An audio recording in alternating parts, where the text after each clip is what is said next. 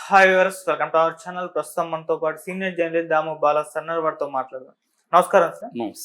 Sir, మంచు ఫ్యామిలీలో గొడవలు ఉన్నాయని చెప్పేసి ఎప్పటి నుంచో కూడా ప్రచారం జరుగుతూ ఉంది. మంచు విష్ణు గారు అండ్ మంచు మనోజ్ గారు వీళ్ళిద్దరి మధ్య మనస్పర్ధాలు ఉన్నాయని చెప్పేసి మరోసారి తెరపైకి రావడం చూస్తున్నాం సార్. ఈ అంశం అసలు ఏం జరిగింది? వీళ్ళిద్దరి మధ్య నిజంగా వివాదం నడుస్తుందంటారా సార్? వివాదం అనేది ఉండొచ్చు. ప్రతి ఫ్యామిలీలో కూడా గొడవలు ఉంటాయి ఖచ్చితంగా. మనం దీని మీద చాలాసార్లు వీడియోలు మాట్లాడాం. బట్ ఇప్పుడు లేటెస్ట్గా 2 సంఘటనలు జరిగాయి. ఈ 2 సంఘటనలు బేస్ చేసుకొని మళ్ళీ ఒకసారి వాళ్ళిద్దరి మధ్య వివాదాలు ఇంకా సమస్య పోలేదు అనేది మళ్ళీ ఫ్రెష్గా బయటకు వచ్చింది.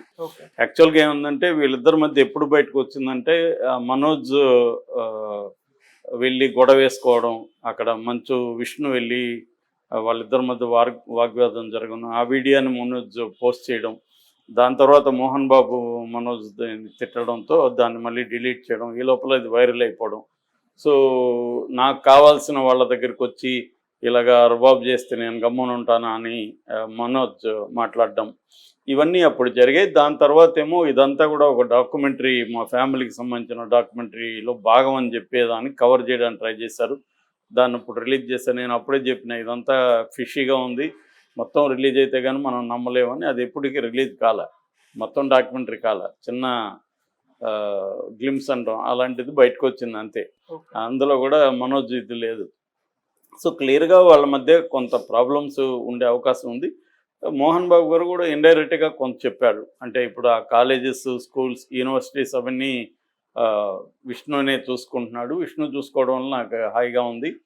కాకపోతే మనోజ్ ఇంకా కొన్ని విషయాల్లో అతను రావాల్సి ఉంది అన్నట్టుగా మాట్లాడాడు. ఈ లోపల మౌనికా రెడ్డిని మనోజ్ పెళ్లి చేసుకోవడం కూడా వాళ్ళ ఫ్యామిలీకి ఇష్టం లేదు. ఎందుకంటే ఆమె ఆల్రెడీ భర్త తోడిపోయింది, ఒక బాబు ఉన్నాడు. మనోజ్ కూడా ఆల్రెడీ భార్య తిడిపోయారు, బట్ పిల్లలు లేరు. సో ఆమె విడిపోయి ప్లస్ ఒక బాబు ఉన్నాడు. ఆమెను పెళ్లి చేసుకోవడం వీళ్ళకి ఇష్టం లేదు. అప్పుడు కూడా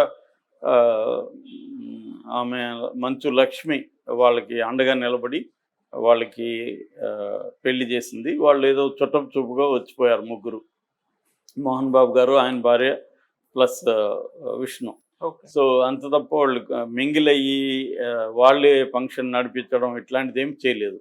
ఖచ్చితంగా ఇట్లాంటి ఇబ్బందులు ఉంటాయి. రెండోది మోహన్ బాబు ముందు నుంచి కూడా ఏంటంటే ఒక కంప్లీట్ ఐరన్ గ్రిప్ అంటాం, అటువంటి ఒక ఉక్కు దీంతో పట్టుదలతో ఫ్యామిలీ అంతా నడిపేవాడు. కానీ పెద్దోళ్ళు అయినాక అది ఉండదు. పిల్లలు పెద్దోళ్ళు అయినాక వాళ్ళు ఇండివిజువల్ వ్యవహారాలు వస్తాయి బయటికి. సో వాళ్ళు అప్పుడు నువ్వు చెప్పినట్టే మేము వినాలని రూల్ లేదు కదా అనేది మొదలు పెడతారు. సో దాంతో ఆ పట్టు అనేది ఖచ్చితంగా సడలుతుంది, మారాల్సి వస్తుంది. మోహన్ బాబు కూడా ఆ విషయంలో మారినాడు. మారకపోతే సర్వైవల్ ఉండదు, ఖచ్చితంగా ఇబ్బంది ఉంటుంది. ఇష్టం ఉన్నా లేకపోయినా పిల్లల కోసం తల్లిదండ్రులు అయిన వాళ్ళు మారాల్సింది, అది సహజమైన వ్యవహారం. సో అలాగా వీళ్ళ ఫ్యామిలీలో కూడా గొడవలు ఉన్నాయి. ఇప్పుడు ప్రజెంట్ ఏమైందంటే మౌనికకు మంచు మనోజ్కి పాప పుట్టింది, అది కూడా ఆల్రెడీ జరిగింది. అయితే ఇప్పుడు నిన్న పేరు పెట్టడం అనేది జరిగింది. దేవసేన శోభ ఎంఎం అనే పేరు పెట్టారు.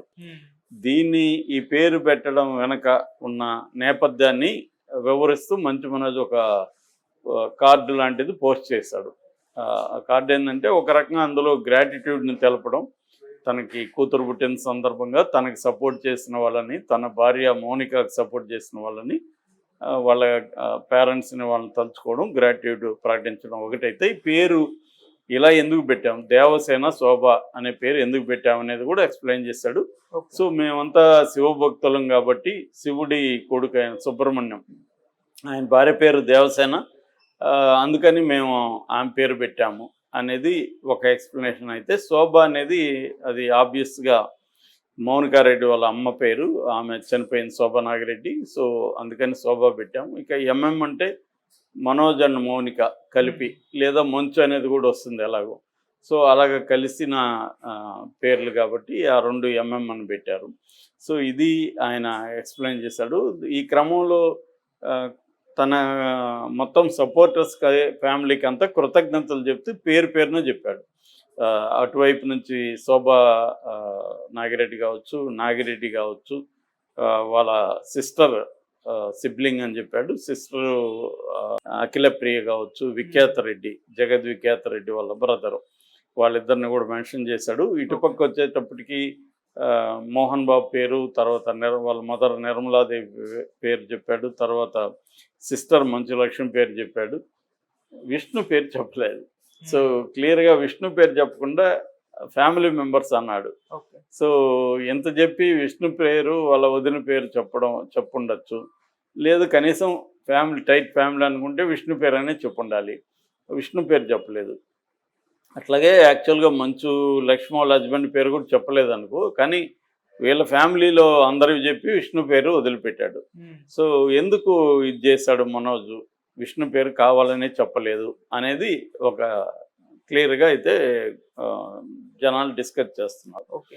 ఇక రెండవ అంశము, మామూలుగా నిన్న కూడా మనం టాపిక్ చెప్పుకున్నాం, అతను పి హనుమంత్ అనే ఒక అతను పోస్ట్ చేసి కొంత ఇప్పుడు ఈ మధ్య వైరల్ అయింది. అమ్మాయి తండ్రి కూతురు మధ్య ఉన్న వీడియోని అతను అసభ్యంగా కామెంట్ చేశాడని, ఆ కాంటెక్స్ట్లో విష్ణు ఒక పోస్ట్ చేసి థ్యాంక్స్ టు మై బ్రదర్ అని చెప్పి అదే సాయి ధర్మసేజ్ పేరు పెట్టాడు తప్ప నిజానికి దాంట్లో మంచు మనోజ్ కూడా గట్టిగానే స్పందించాడు.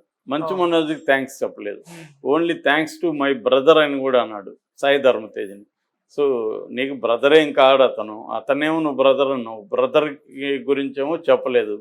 అంటే క్లియర్గా ఇటు విష్ణును ఇతని పేరు చెప్పలేదు, మంచు మనోజ్ ఏమో విష్ణు పేరు చెప్పలేదు. సో అందువల్ల క్లియర్గా వీళ్ళిద్దరి మధ్య ఇంకా గొడవ కంటిన్యూ అవుతుంది.